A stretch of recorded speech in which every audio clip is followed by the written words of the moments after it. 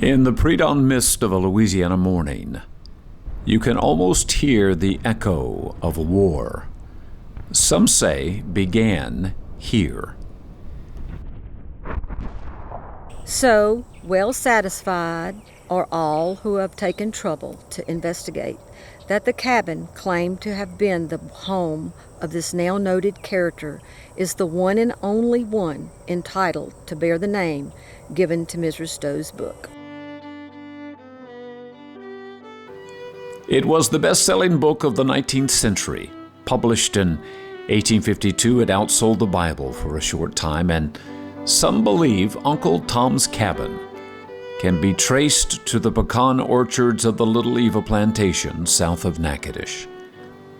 This letter makes no claim for the accuracy of Mrs. Stowe's pictures of slavery times, but it does claim that she had Robert McAlpin and his place in mind when she penned her chapters about Simon Legree and his plantation.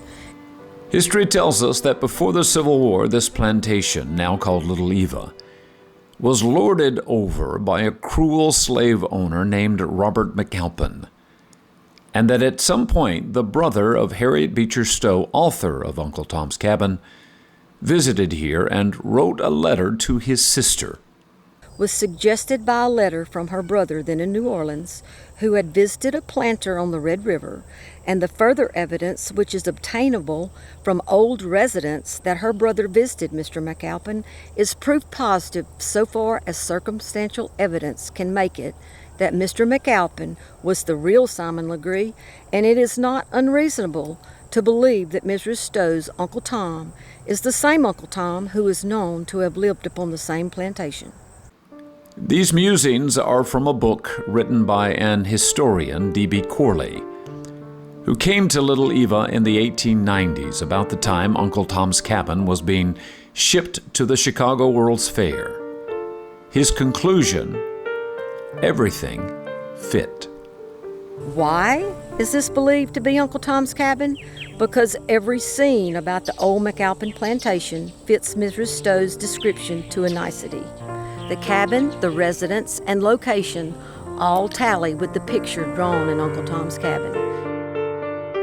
Today it's a working pecan orchard and gift shop, wrapping pecans in ribbons and legend. But everyone remembers the immortal words spoken by Abraham Lincoln upon meeting Mrs. Stowe for the first time.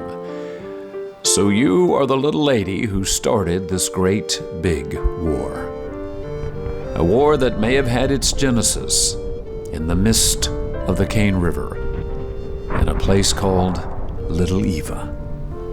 So well satisfied are all who have taken trouble to investigate that the cabin claimed to have been the home of this now noted character is the one and only one entitled to bear the name given to Mrs. Stowe's book.